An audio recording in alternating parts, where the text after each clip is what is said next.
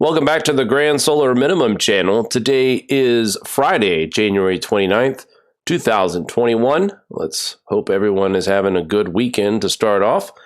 First, let's take a look at some headline news from a couple days ago. January 27th, significant eruption at Merapi volcano. Ash plume went to 40,000 feet. Aviation color code was raised to a red. This, of course, went off a couple of days ago.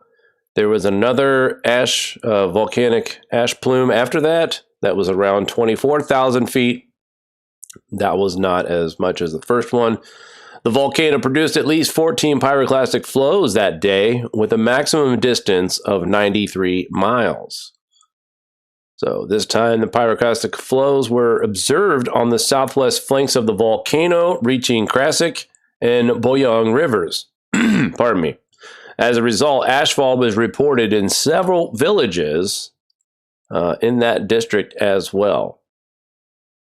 And let's see if I can find some images of it. Nothing too crazy there.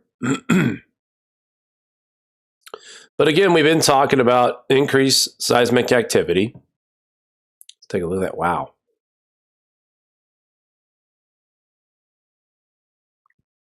Also seeing volcanoes active. Guys, what do you think all these particles will do in the atmosphere? Well, certainly will block out sunlight, so that's definitely having some sort of a cooling effect. Taking a look at this right here.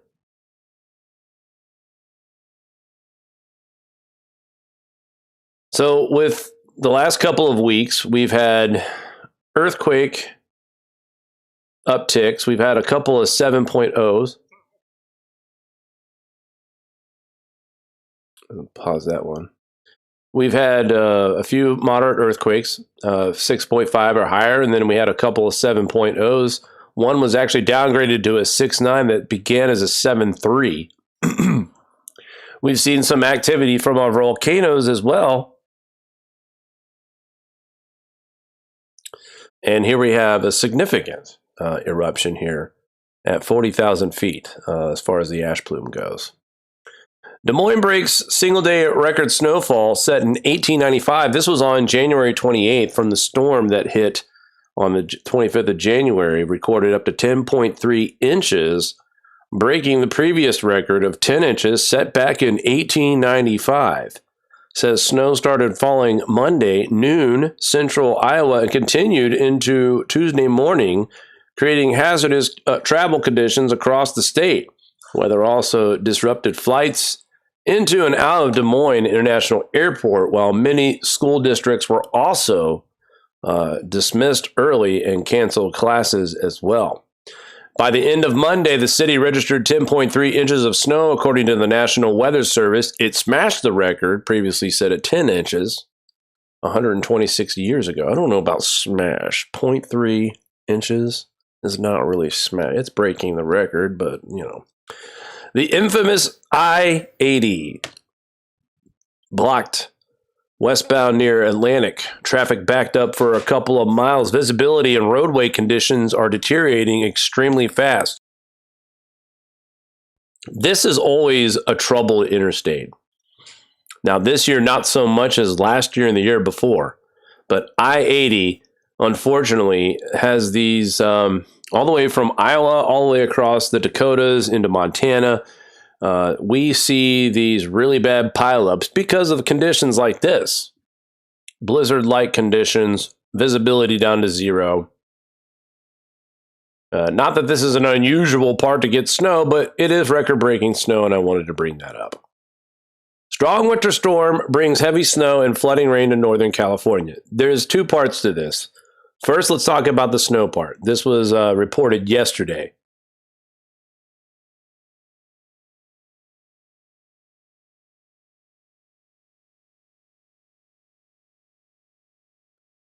Strong winter storm brings heavy snow.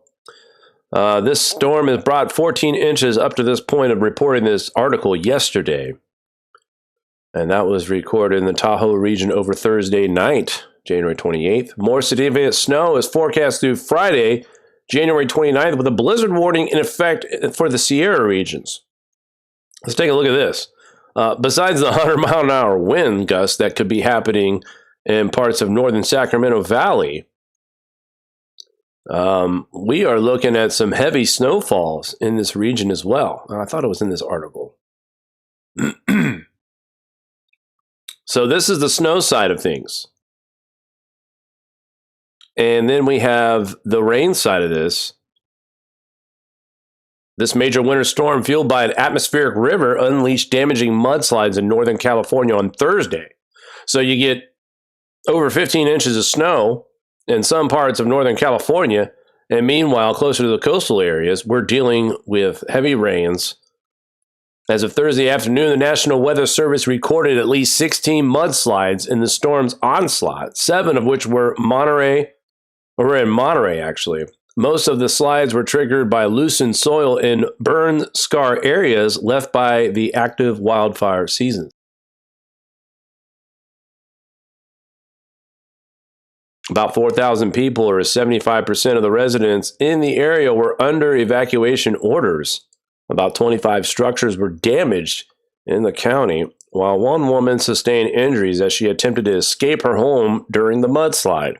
The victim was soon treated for non-life-threatening injuries at a local hospital and has been since discharged. Check out some of this footage, folks. Now, I remember a couple years back, we had some pretty serious fire action over in California.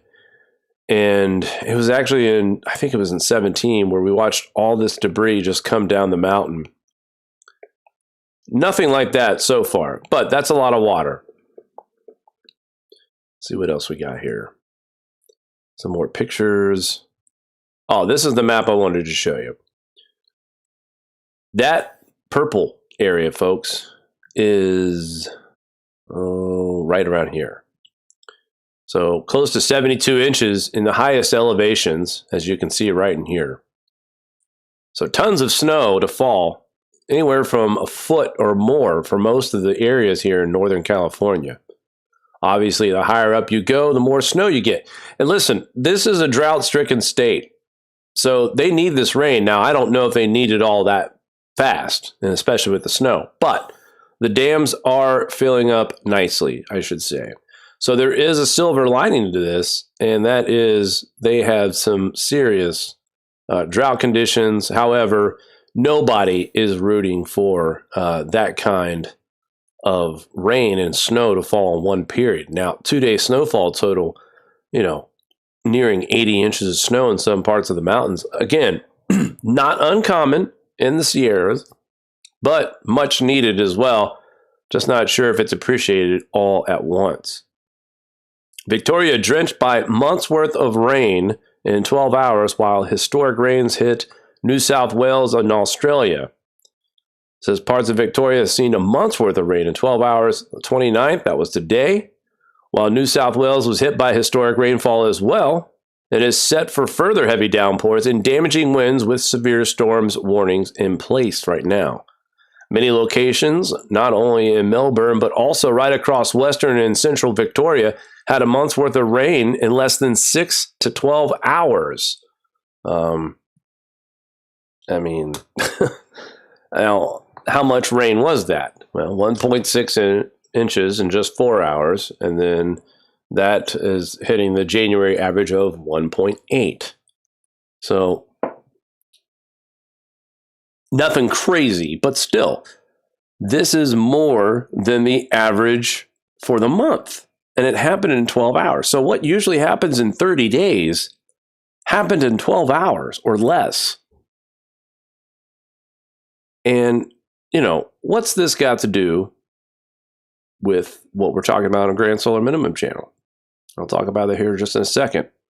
But again, just another example. Why are we seeing these extreme events? Storm Justine raced towards Western Europe. Here we go. Some weather for you folks out there in the UK. I don't always get to cover it, but a weather pattern has brought an onslaught of storms into Europe in the recent weeks that have led to severe flooding and rounds of heavy snowfall across the continent. That trend has continued as the AccuWeather meteorologists are currently monitoring a strengthening storm that is approaching Western Europe. Rain from Justine is forecast to arrive across southern Ireland, southern Wales, and far southwestern England late in the day on Friday, and that's probably already approached by now, before spreading east across the United Kingdom into France, northern Spain, through the overnight hours as it moves towards the Bay of Biscay. Residents across southern parts of Ireland and UK, France, and northern Spain could expect periods of rain to continue Saturday and Sunday night, or Saturday night, I should say, as Justine pushes across the region.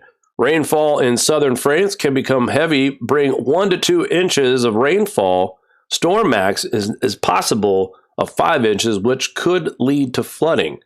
Enough cold air in the higher elevations of the Pyrenees and Alps mountain ranges can allow rain to mix with even or change over to snow into the weekend. Another storm tracking across Central Europe at the same time can bring cold air and accumulating snowfall to areas from eastern Germany to southern Poland into the Ukraine. Travel can become difficult on any mountain passes in the Pyrenees and the French Alps, where snowfall totals can climb from 6 to 12 inches, with a storm max of 18 inches. Similar snowfall are expected in western Ukraine as well. And then across much of Europe, just, your minor 1 to 3 inches, nothing crazy. But here's some pictures right now of some of the flooding from this storm. Storm Justine will track across Italy and pick up moisture from the Tyrrhenian Adriatic seas by Sunday. This will help fuel across areas of heavy rain and mountain snow across the region into the Balkan Peninsula into Monday. Areas along the coast of Balkan Peninsula into the Dinaric Alps report similar rain and snow totals as currently forecast across Western Europe. So stormy pattern, rainy pattern, snowy pattern. Kind of sounds like the U.S. right now. We're seeing just about a little bit of everything across the United States. But nonetheless, there is some more wintry weather heading to this particular part of the world. I know some of you folks out there in the UK really like the snow. Hopefully we get more of that and less of this rain. Enough with the rain. You guys are drenched.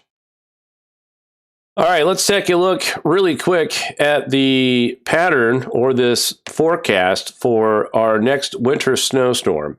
It's going to start in the Midwest and end out here in the Northeast. It looks like Saturday, tomorrow, we will see it get its act together from Minneapolis all the way down to Chicago. Heavy snow, and we're Des Moines, where we just saw record-breaking snowfall in one day. We could see a mixture of rain and snow in Des Moines, and all rain below Des Moines. Kansas City, St. Louis, Little Rock, all rain for you guys. No snow at that point. And then the system continues to move east into Sunday. More heavy snow across Minneapolis through Chicago, Detroit, Toledo, Cleveland, Ohio, and Erie, PA, all the way down to Pittsburgh. DC also seeing some snow, some ice possible in Roanoke. And right now, this snow ice line, and I have family that lives in Southwest Ohio, and they swear they have a force field to protect them from snowfall, and it certainly looks like this. I know earlier in the week, they were looking at possibility of 3 to 5 inches, possibly 8 inches of snow. Right now, at this current storm track, 5 inches would probably be reaching it. And as far as how long this will stick around, too, for southwestern Ohio and northern Kentucky, you're going to be on that fine line of snow and rain. Here's where they expect the heaviest amount of snow. The 6 to 12 range, the bullseye is Chicago, Toledo, Ohio, North Bend, Indiana, parts of southern Wisconsin, even a little bit of Iowa could expect the 6 to 12 inches. Most of you should receive 3 to 6 inches. And then if you're I-70 and below, you're so far right now in that 3 to 6 range. But I would bet to say I-70 and southward in Ohio is probably going to be looking at about 2 to 4 inches tops. And the sleet and rain might mix and make those totals even less. So here's what we're looking at Saturday through Tuesday. Mainly an East Coast storm here, right up and down the I-95 corridor. Folks out there who live in Boston, you're going to get some snow. Bangor, you're going to get some snow. A lot of folks that live along the coast, you guys get disappointed, and you don't see that much snow. You guys get more rain than anything. And I thought about today, about how jealous I am that we have a big storm coming through, and we're not invited to the party. So 12 to 18 inches expected from D.C. all the way up to Bangor. In West Virginia, some locally heavy spots of 18 inches or more in the higher elevations. The storm max for this over the next several days is going to be about 36 inches of snow. So let's take a look at what causes a lot of these extreme events that we've been talking about. And we will go to our space weather station here. Our solar wind speeds are coming in at 343.2 kilometers per second with a density of 4.3. Now, density is the thickness of the plasma stream that is affecting our atmosphere from solar wind. Right now, at a 4.3, that's a very light particulate filled solar wind stream. Not very thick, very thin, not as harmful or effective to the magnetic field of the atmosphere. So very light conditions right now. We have had the last several days, however, with solar wind speeds in the 500s or higher. Now, that will bring more highly charged particles to our atmosphere and load it up. When you're talking about solar wind speeds close to 600 kilometers per second, you're going to get an atmosphere that's loaded up. So for the past 3 days until today, we've seen solar wind speeds in the 500s or even close to 600. Right now, our sun is blank. Yes, that is a blank sun. Those two in the northern region of the sun do not count as sunspots. So right now, they do not possess the dark cores that are necessary to be sunspots. This is our first day without a sunspot. That's 13 now for 2021, 45% of the year. Interesting enough, after the solar wind speeds increased a few days ago, the TCI was around 5.20. Yesterday, it dropped down to 5.14.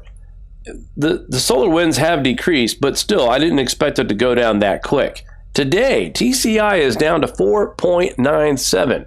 TCI is the Thermosphere Climate Index, which is the very, very, very top of the atmosphere. So it is near record cold, and the record of TCI is 2.05. That's the coldest that we've ever recorded.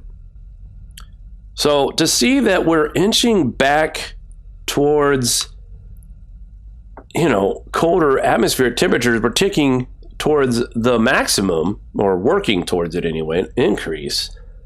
But yet things are still kind of staying solar minimum conditions. I mean, KP indice is at 1, 24-hour max is at a 2.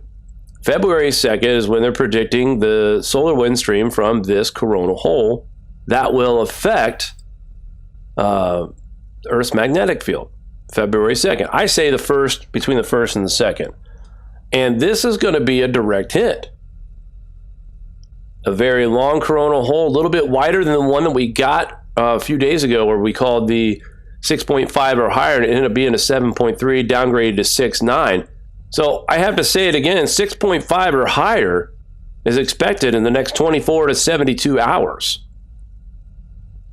Let's go to the grandsolarminimum.com and check out our space weather section.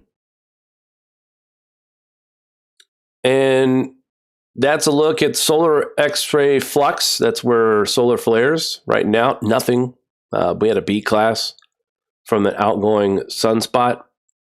Let's take a closer look here at the 193 angstrom. Actually, we could just do this. Boom.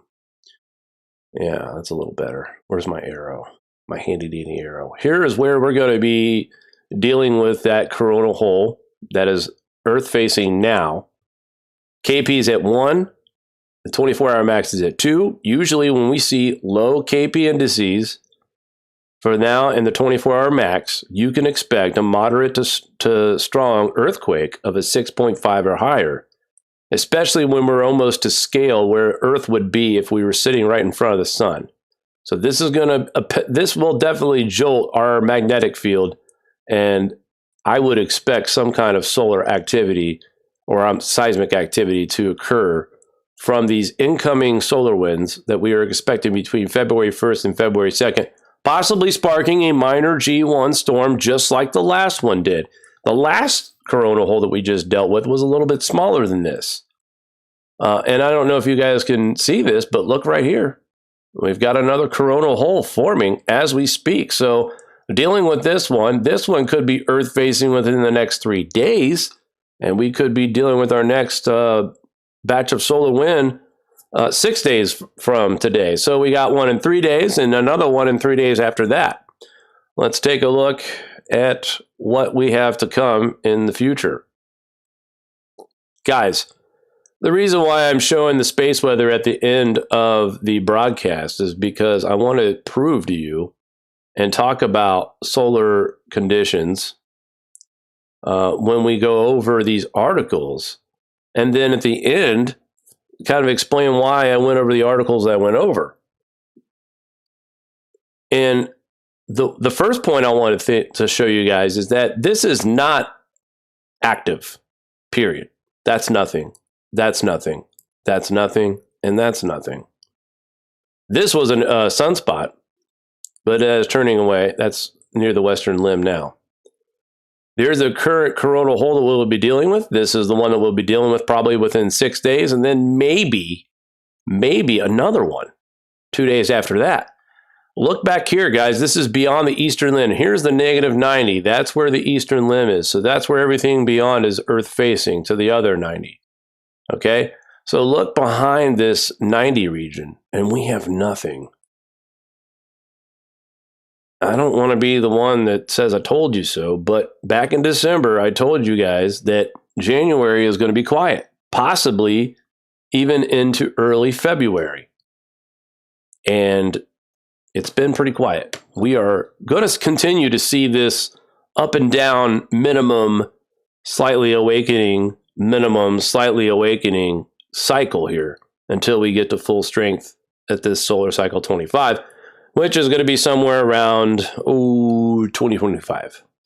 We still got about 4 years of this uptick before we actually get to the solar max. But with La Nina showing full strength and peak right now, solar activity continues to decrease. Here is a look at our national weather box. We have winter storm warnings across parts of the Midwest as we speak right now. Winter weather advisories, snow advisories, blizzard advisories, not yet, but could be conditions favorable for it. And they're already going ahead and warning folks right now. For this storm is still a ways away, but this is going to be the part of the system that brings us that snow out here. Let's take a look at our 24-hour or our GFS outlook for the next several days. And I will say this. Some of these storms are falling apart, and that's why sometimes it's just not smart to go out past 6 days. So let's start here on the 30th. Here's your storm that we just had. And then by Sunday, January 31st, this is the coastal storm that I've been talking about, I-95 from D.C. through New Jersey, Philadelphia, New York City, Long Island, Boston, Bangor. This will be a significant. Now, looking at this, though, I don't know. I feel like the 18Z took a little bit out of it, and this thing kind of boogies out Tuesday night. Yeah, Wednesday morning in the far northeast part of the United States. It doesn't look as heavy as it did before. So we'll have to see how slow this storm actually is. That could be the determining factor of how much snow we get from this system here. But this is Wednesday, February 3rd. All right. We're only 4 days into the forecast. More snow and rain to the northwest, more for California. They don't really need it. But that system is going to trek across the United States, across the plain states. And you can see there is a front right here. The rain's in front and the really cold Arctic air behind it, bringing snow all the way far back as New Mexico. And maybe Amarillo, Texas as well could see some flakes flying. Not sure, Richard, where you are as far as that goes, but watch out. And then that snow system kind of picks up on Friday, February 5th. And this is where I got to say the 5th, the 6th is where you can count on something here. But there's one other thing I want to show you at the end, and it's significant because it keeps showing up in all the model runs.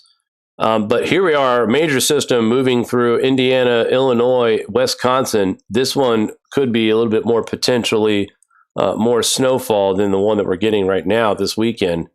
And then you see February 6th, Saturday, 7 days from now, system moving along the coast again. So the folks that live up and down the I-95 corridor will start off as rain, and this will change back to snow by the end of the day. Now, what is GFS showing us after that? Well, Sunday, February 7th, another storm rolling across the plain states, rain from the south. These two converge, and it's a ridge and fridge. What does that mean? Well, you got the ridging here, which is bringing the warmer weather into the northeast, and the fridge is back here where the cold Arctic air is streaming down and creating snow in the back half. Now, if you live in the Great Lakes, Wisconsin, Minnesota, this will be snow. If you live in Ohio, Pennsylvania, even parts of the northeast, this is going to be a rainer and not so much snow. But this changes. There's system number 1 on February 9th. And the reason why I'm even paying attention to this is because we've been showing a signature of a 2-system storm coming through that could pack a 1-2 punch. This one here on the 12th is what I'm watching for, the 11th and the 12th for the Northeast. This could be a big one.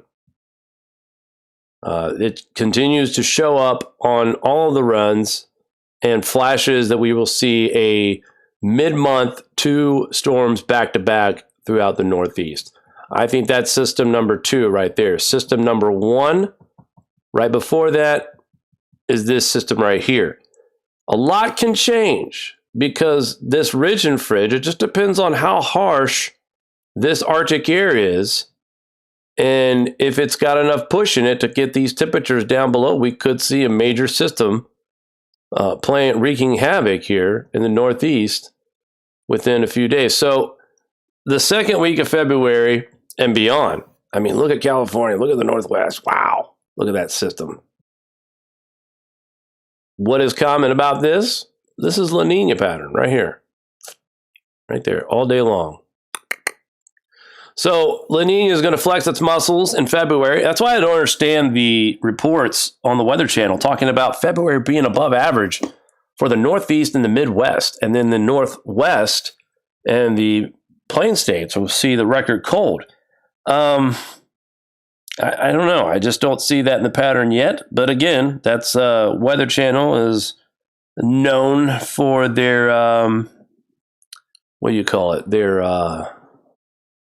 They favor the global warming thing. So, it's all of our faults. Remember that.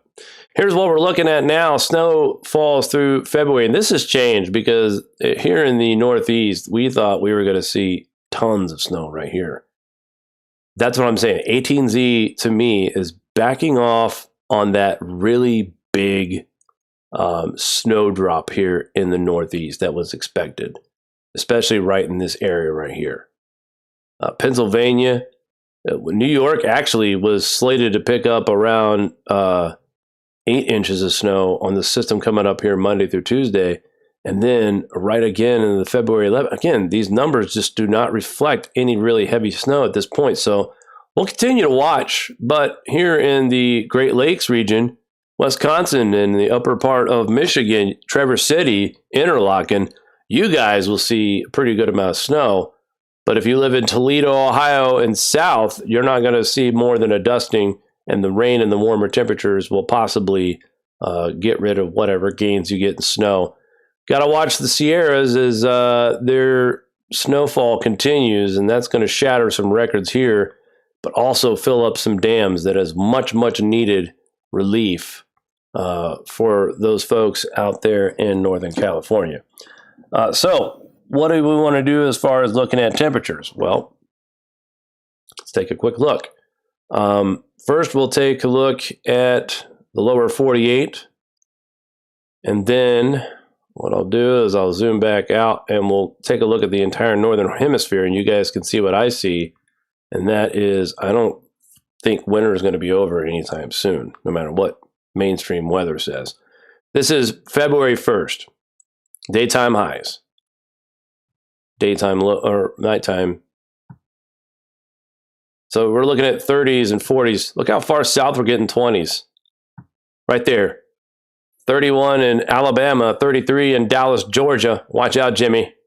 Lots of cold air in the northeast as well, and more heading back into the northwest.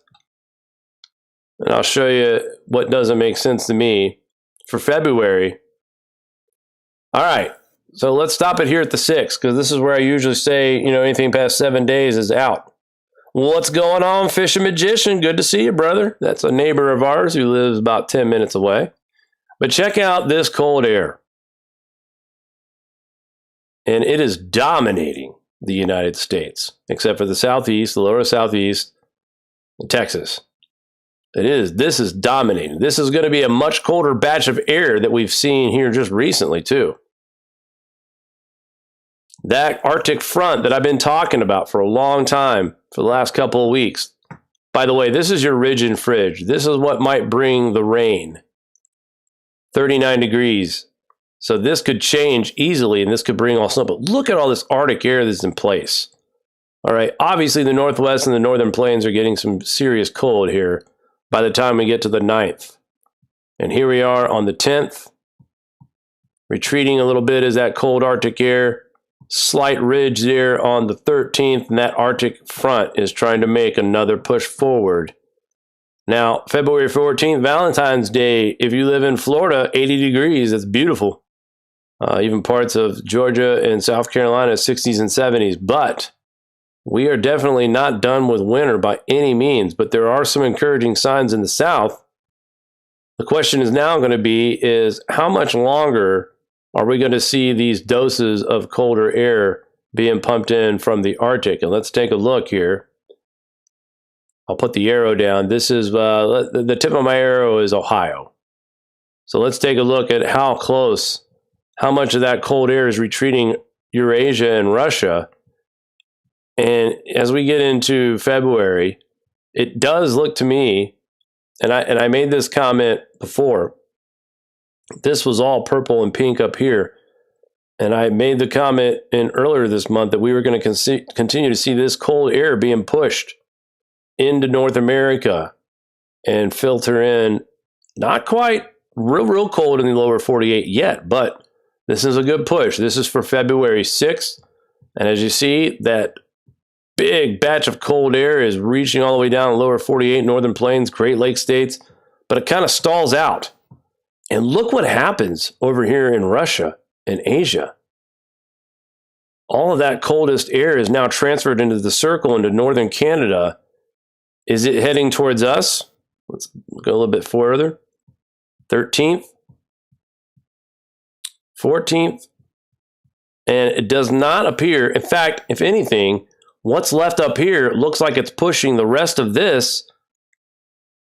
Based on what I'm seeing right here, unless we see some strengthening back here, we could be done with the really cold Arctic air by late February. This takes a couple of weeks to advance all the way down. Late February, early March could be the end of this really cold Arctic stuff.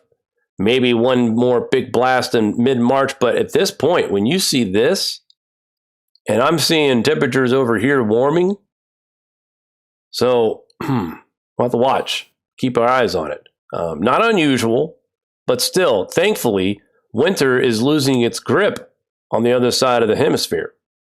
Not so much here for Canada and the northern parts of the United States. But down here in the south, we see spring-like conditions starting to arrive at the midpoint of February, which is about right on cue. But we'll continue to watch this. This could change, as it always does and always has.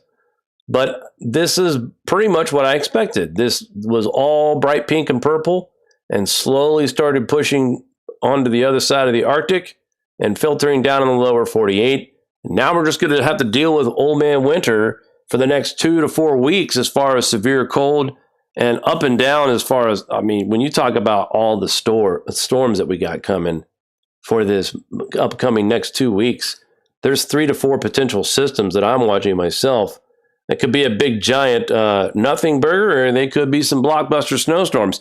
We do have that set up for a massive snowstorm. So we'll see if that does take place. This one coming up here in the next couple of days looks promising. Nothing massive, nothing record breaking, but still, it's winter. And, we expect stuff like this, right? No big deal. Nothing too crazy here. But it is worth keeping your eye on as far as how much intense this storm could get. Right now, just based on what we're looking at for the GFS outlook, the heaviest is definitely going to be, when you're talking about this early storm next week along the coast, Jersey, New York City, Boston. That's where you're going to see, along the corridor there, I-95. That's where you're going to see your heaviest snow. That rain line is trying to fight a little bit inland, but the majority of that snow is going to stay on the coast here. And then, like I said, for the Northeast, another system moving through. Now, forget about the Northeast. Chicago, you've got a couple of storms to deal with. You've got this one that's coming across right now. Okay? And that's by Sunday. And then we have another system approaching by Thursday, late week. This one looks a little bit more promising as far as heavy snow across Indiana, too. There's storm number 2, and then storm number 3 to come across the Midwest by February 9th. Maybe storm number 4 by the 12th. And then again, something developing in the back burner on the 14th, Valentine's Day, across the northern plain states. So not much has changed. Very active weather pattern, and it looks like Old Man Winter is going to stick around for a little bit. We'll have to check out what the old groundhog says, though. But I don't know. I don't see an early spring in sight. That's just me, though. What do I know? Want to say hello to a few people out there in the chat. Knife Collector, good to see you. Matt Bros, Richard from New Mexico. Glad you can make it out. Fishing Magician already said hey to you. Dead Dog, some new faces I've seen out here as well. Glad to have you guys on board and watching the Grand Solar Minimum channel for your latest on Grand Solar Minimum news. That's going to do it for us tonight, folks. Thank you for tuning in to the broadcast. Oh, and please, we are 100% subscriber supported here. So check out our store on our YouTube page. We've got t-shirts, stickers, you name it, hoodies. If anything, just get a shirt just for the basis of starting a conversation. Someone's going to see this stylish GSM hoodie and say, gee, what's GSM? And next thing you know, you're talking about natural cycles. So look, the more people that know about this, the more awareness we can create. And the more I'm sure people will be able to understand this current AGW is just a very flawed theory. One last thing before we leave, speaking about that, remember, temperature rise happens first and then the CO2 rise. And you say, well, how's that possible? Well, think about it this way. CO2 is released when ice is melted, correct? When ocean temperatures go up, CO2 is also released from the oceans. So how does the ocean temperatures rise? That's right, the sun. Just wanted to leave you with that, guys. Have a great weekend, and we will talk soon. Take care, guys. Do you like this show? Give us a thumbs up. Want to support us more? Share to your favorite social media platform. Buy a t-shirt or become a Patreon. All links are in the description below.